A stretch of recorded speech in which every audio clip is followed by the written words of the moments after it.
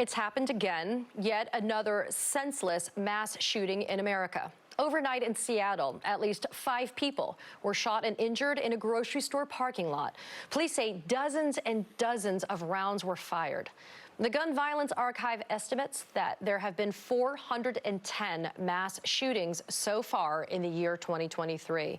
A mass shooting being defined here as 4 or more people injured or killed in an incident, excluding the shooter. But that doesn't include suicides, murders, or accidental gun deaths. Despite this crisis of gun violence across our United States, the GOP majority in Congress has shown no real momentum toward more sensible gun control legislation. It's already been 1 year since Congress passed that bipartisan bill, which enhanced background checks for young gun buyers and closed some purchasing loopholes. So we're forced to ask the same question over and over again. What will it take to inspire real change? Joining me now, Fred Guttenberg, the father of Jamie Guttenberg, who was killed in the Parkland shooting in February of 2018. He's the co-author of the book American Carnage, Shattering the Myths That Fuel Gun Violence, and that book is out now. Fred, I know that you've taken a little bit of a sabbatical from doing interviews, and I'm so honored that your kind of first one out of that sabbatical would be with me. Let's start with this. Time magazine analyzed the states with the highest rate of mass shootings per capita from 2014 to 2022 and found that several are in the South. No big surprise to you, I'm sure. You know, there's red states there, but you have still some blue states. We actually have states like Illinois that are there. You know, a lot of red states are making it easier for anyone to get a gun, Florida included, our state here, with permitless carry that just got passed in the DeSantis administration. I mean, what does it say about gun culture in the United States? Well, what it says about gun culture in the United States is that we've been on the wrong path now for about 30 years because it wasn't always this way. And it's one of the things we talk about in the book. The United States, historically, has always been a country with gun owners who respected gun safety. That started to change right around 1980 when the NRA shifted gears to align with the gun lobby to increase sales, and they engaged in a whole lot of new political stuff. And the first real big change in legislation on gun laws happened in 2005 with Stand Your Ground right here in Parkland. Marion Hammer from the NRA, she was pushing Jeb Bush, who was the governor at the time, to pass Stand Your Ground. I remember that. But I tell you this because it's not like the United States has always been this way. We have a 20 to 25-year problem in this country. As you know, my daughter 2 weeks ago turned 20. Yeah. 20 years ago in the United States, there were 200 million weapons. Today, 20 years later, over 400 million. Wow. 20 years ago in the United States, AR-15s were less than 2% of all guns sold. Today, 25% of all guns sold. We have a 20-year problem in the United States because we gave a lobby and a political class the ability to have this say in our public safety, and it's been deadly, and we can fix this, but we better vote.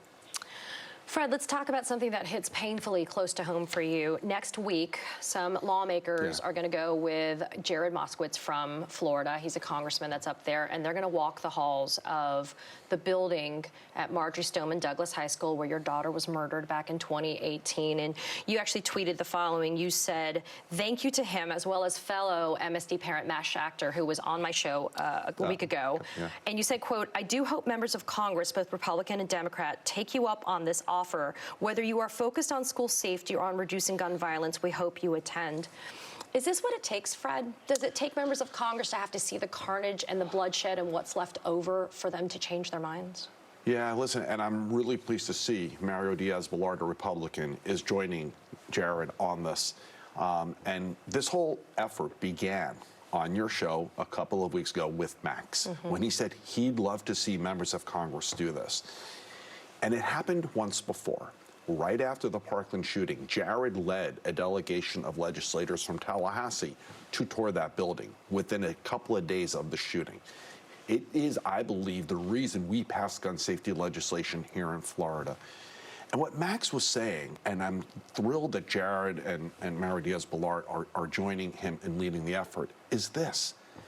It doesn't matter where you stand on the issue of guns, and also what your beliefs are and how much we can or could do on school safety, come walk the school. Come see it. Don't take your positions of Republican and Democrat or this. Come walk the school. Look at the war zone. Look at the blood. Look at the bullet holes. Look at where the kids sat. Look at the stairwell where my daughter lied. With 1 second, she could have been turning to the stairwell, but she was killed. Come see it. And then let's talk about it after that, because I suspect you're going to have a different point of view. Do you have any idea the response that's been received about doing that? Do you know about how many congressmen or congresswomen are going to be coming down for that, do you think? We're still collecting RSVPs. It's really getting organized under a very short notice. Sure. And many of them already had their August plans because they're in recess. So I don't have a final tally yet. Gotcha. Well, you know, you mentioned a couple of minutes ago that very important law in Florida that was passed in 2018. Actually, the governor was Republican at the time. That was Rick Scott. Yeah. And that law, though, is being challenged, and it's been up in the 11th Circuit Court of Appeals. And then there's another case that the Supreme Court has taken up. Yeah. That's a federal law that bans people that have domestic violence injunctions from being able to possess firearms. I mean, what does it say, though, Fred, that through all of the work you're doing for common sense gun legislation and all of your efforts to do that, they're constantly being challenged in a judicial system where you've got courts that are allowing more and more liberal obtaining of guns? Listen, the NRA has been thoroughly weakened politically, but they've invested a whole lot in lawsuits. And the legacy of the NRA right now is showing up in these lawsuits, and it shows why they put so much money and effort into electing certain people, including the former president, and why this Supreme Court mattered so much to them. So here's what it says to me. America, vote. You mentioned permitless carry in Florida. Yeah. Listen, the current person who leads this state, and he is who he is, and as part of that bill, they actually reduced the penalty on anyone caught on a school campus with a gun from a felony to a misdemeanor. Okay, they made it easier to commit an act of gun violence as part of that bill, because that's who they are. And so I would just say to you this. In the 24 election, we have a choice. I heard you talking about President Biden before, who I've spent time with recently and who is just doing one amazing thing after another. So I will say this, in the 24 election, you better vote. Vote for those who want to reduce gun violence. Vote for those who hold your values on choice and voting rights and other important things. Don't worry about falling in love with a candidate. Don't worry about a perfect candidate, but you better vote. 80% of America says we agree we can do more to reduce gun violence. That includes Republicans, that includes gun owners.